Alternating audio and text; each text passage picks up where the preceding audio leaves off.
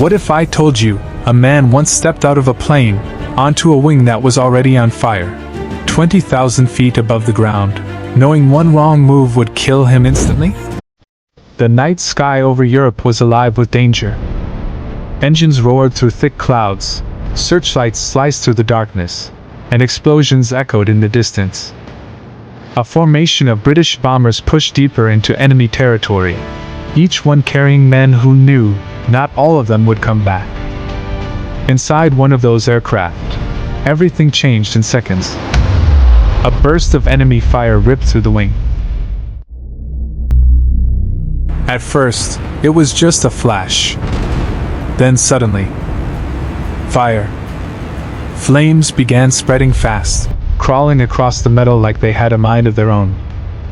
And everyone on board knew exactly what that meant. Fuel tanks ran through that wing. If the fire reached them, the entire aircraft would explode. No warning. No escape. Just fire, and then nothing. Panic started to rise inside the aircraft. There were no systems to stop a fire like this, not out there, not in the middle of the sky. Every second mattered. And that's when one man made a decision. Not a safe one. Not a normal one. But the only one left. Norman Jackson, the flight engineer. He didn't shout. He didn't hesitate. He moved. He opened the hatch and stepped out into the freezing night. At 20,000 feet, the air cuts through you like ice. The wind doesn't push you, it tries to rip you apart. One wrong move, and you're gone. Forever. But Jackson didn't stop. His crew grabbed onto his harness, holding him as he climbed out. And then, he stepped onto the wing. Below him, nothing but darkness. Above him, nothing but fire. The aircraft shook violently as it pushed forward through the sky. The wing vibrated under his boots. The flames burned just ahead of him. And still, he moved forward, one step at a time. The wind slammed into him. The heat burned through his gloves. His body was already wounded, already weak. But behind him were 6 other men. 6 lives depending on him. If he failed, they all died. He reached the fire. There was no equipment, no system, no backup. Just his hands and his will. He started beating the flames down. Again. And again. And again. The fire fought back, flaring, snapping, refusing to die. But Jackson didn't stop. Each second felt impossible. Each movement drained everything he had left. Until finally, the flames began to weaken. They flickered, shrank, and then they were gone. The wing was saved. The aircraft was saved. The crew was saved.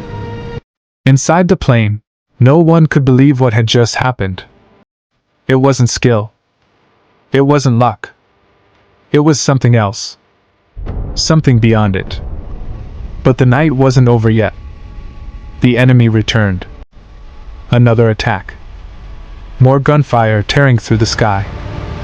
And this time, Jackson was hit. Still on the wing, already exhausted. He lost his grip.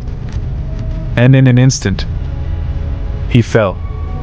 20,000 feet into the darkness below. No control. No awareness. Just a body falling through the night. Unconscious. Spinning into nothing. And somehow, his parachute opened. Against all odds. It caught the air, slowed his fall, and carried him to the ground. He survived. But the war wasn't done with him. He was captured. Taken as a prisoner. Injured. Burned. Alive. Days turned into months. Months into years. Waiting. enduring, holding on, until finally, the war ended, freedom returned. And when Norman Jackson came home, there was someone waiting for him.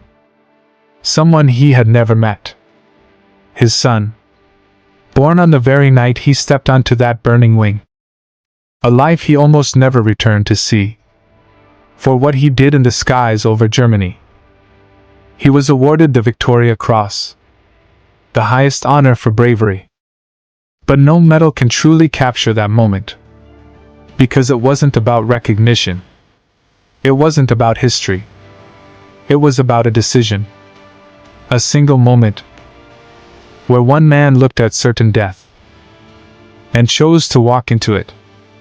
Not for glory, not for survival, but for others. And somehow, he lived to tell the story. If this story stayed with you, hit subscribe. Because history isn't just about wars. It's about moments like this. And the next one might be even more unbelievable.